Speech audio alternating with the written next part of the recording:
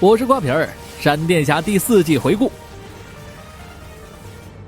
世界上最聪明的男人败给了人性，迪沃临死前增加了卫星的质量，一颗足以把人类送回原始时代的陨石撞向了地球。白瑞使出了他娘的音速拳，击碎了卫星。其实他得到了另一位寄宿者的帮忙，事情还要从头说起。有这么一个女孩，从地球 X 危机开始就出现在了闪电侠小队的面前，时而化身婚庆宫，时而化身咖啡店服务员，目的很简单，接触与白瑞有关的每个人。她叫诺拉，来自2049年，是世界上最快的女人。继承父业，诺拉成为了未来城市的小闪电侠。终于她惹上了大麻烦，和她爹一样，诺拉扰乱了时间线，而且现在自己根本无法穿越时空，她不得不找白瑞帮忙擦屁股。在原本的时间线，卫星应该由白瑞一个人摧毁，诺拉的无形之拳最为致命。未来的时间线已经产生了蝴蝶效应，自己还像个孩子的白瑞莫名其妙地出现了一个年纪快赶上自己的女儿。有了以往被欺骗的经验之后，白瑞不再轻易相信陌生人，可诺拉身后的闪电骗不了人。白瑞的黄色加上艾瑞斯的紫色，加上随时随地要 talk 的毛病。 Hi, we need to talk. What? 孩子指定是2个人亲生的。为了不让现在的时间线被严重破坏，白瑞打算今天务必给他送回去。在此之前，他要先回警局复职，出发前把诺拉的 DNA 样本交给了沃利，让他带回去给传奇团队检测一下。迪沃干的好事已经人人皆知，白瑞理所应当的做回了 CSI。 在此期间，辛格队长一直没有找到人替代白瑞，办公室早早就堆积了上千条的报告。诺拉迫不及待地找到了白瑞，既然是追随老爹，那就要贯彻到底。诺拉在自己的时间线也是一名 CSI， 专业程度仅次于白瑞。父女俩聊起了白瑞最喜欢吃的冰淇淋店。小时候，父母常常带着白瑞去吃，不幸的是，父母被人夺走了。收音机播放着犯罪实时报告，可白瑞的战衣早被卫星烧成了烂布。诺拉掏出了第1季白瑞的战服，穿上老战衣，白瑞直奔现场，冲过去就是一拳，正中罪犯胸口，扭过头救下了2位警员。白瑞刚刚那一拳反而让罪犯变得更加强大。恰好这会儿诺拉赶来观战，白瑞一分神被反手一拳闷上了几百米的高空，硬生生拍在了水里。一切都是诺拉惹的祸。罪犯叫路霸，按照原本的时间线，刚刚白瑞就已经把他绳之以法了。诺拉这一插手又一次改变了时间线。2049年有一个地方叫做闪电侠博物馆，里面记载了闪电侠绝大部分的英勇事迹，唯独没有姓名。作为扰乱时间线的小行家，白瑞安抚了一下女儿愧疚的内心，当即决定现在就把她送回家。他想到了斯旺的超光速粒子加速器，带上它，白瑞硬是冲破了时空，见到了女超人。诺拉带上的话，应该足够回到2049年了。作为一个萌新，拉尔夫突然想到了一个屌炸天的理论：如果诺拉可以穿越时空，那证明时间线也是可以重置的，那就是说世界上有平行宇宙哎。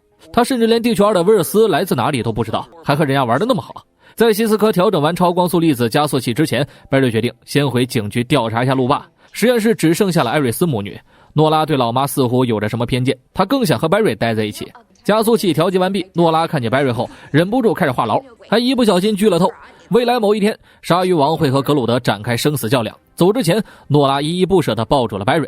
父女俩前脚刚冲出去打算开启时空缺口，后脚沃利火急火燎地赶了过来。白瑞这边并没有顺利地开启缺口，沃利已经查清楚了原因。传奇团队仔细检查了诺拉的 DNA， 发现里面有一种全新的物质负超光子，顾名思义会让急速者的速度变慢，而且传奇的乘波号飞船根本不能接触负超光子，一旦在穿越途中接触到，整个飞船会瞬间爆炸。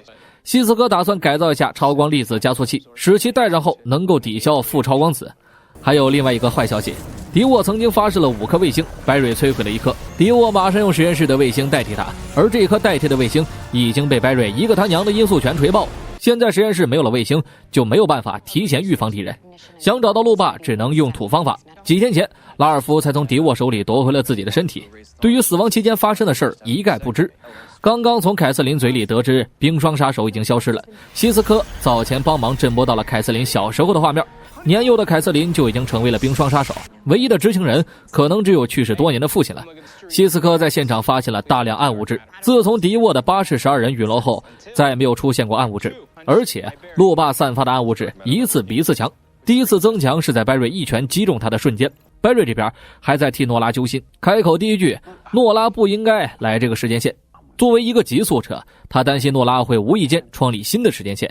作为一个父亲，他担心自己享受不到女儿刚刚降临时的兴奋和感动。白瑞不知道为什么诺拉只会和自己亲近，和艾瑞斯却刻意疏远，仿佛孩子从小就没了爹。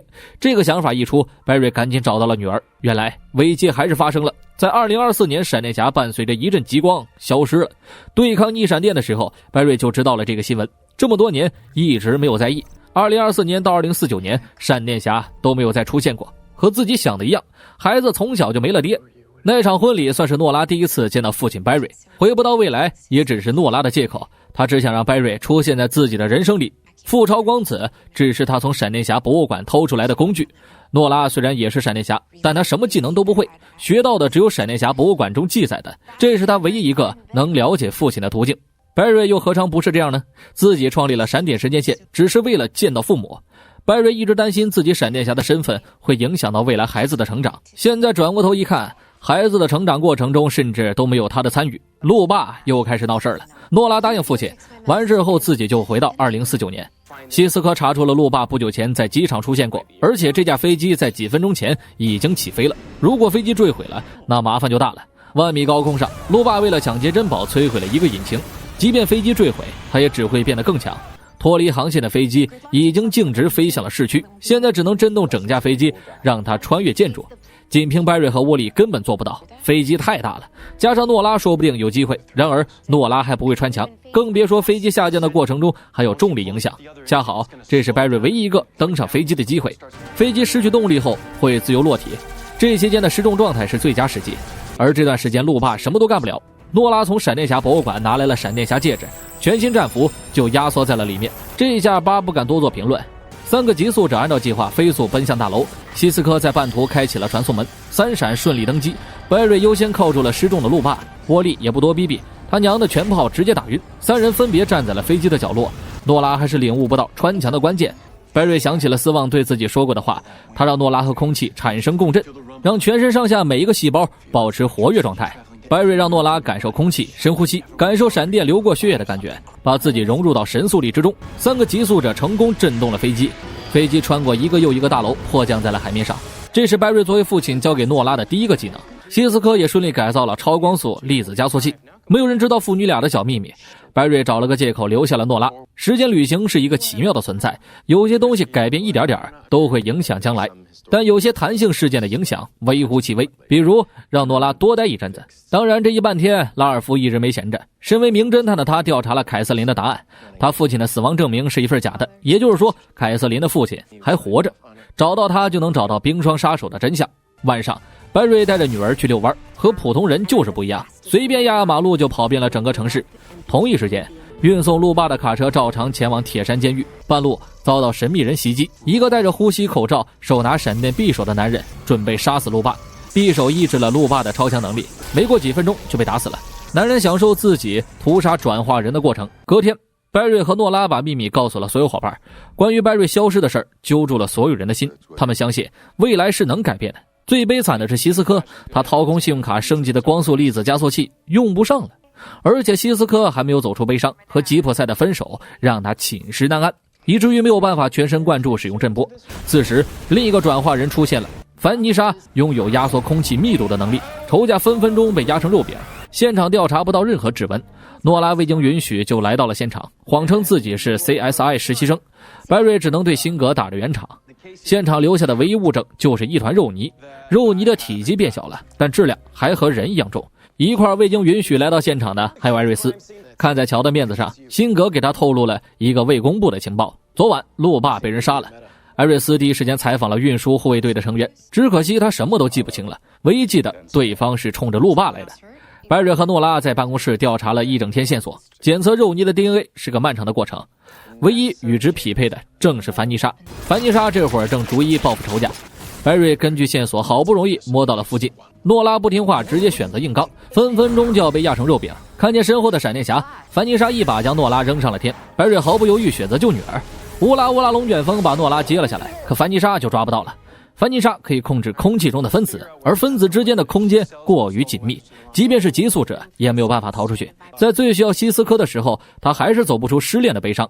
拉尔夫和凯瑟琳已经开导了他好几天了，没有希斯科，没有卫星，白瑞只能等凡妮莎的下一步动向了。这期间他要加急训练一下诺拉。艾瑞斯则调查起了路霸遇害的事儿。拉尔夫和凯瑟琳带着西斯科享受起了人生，只可惜没有一边顺利。诺拉想学习他娘的音速拳，白瑞认为他一时半会儿学不会，诺拉马上秀了一手绕拳丢闪电，结果可想而知。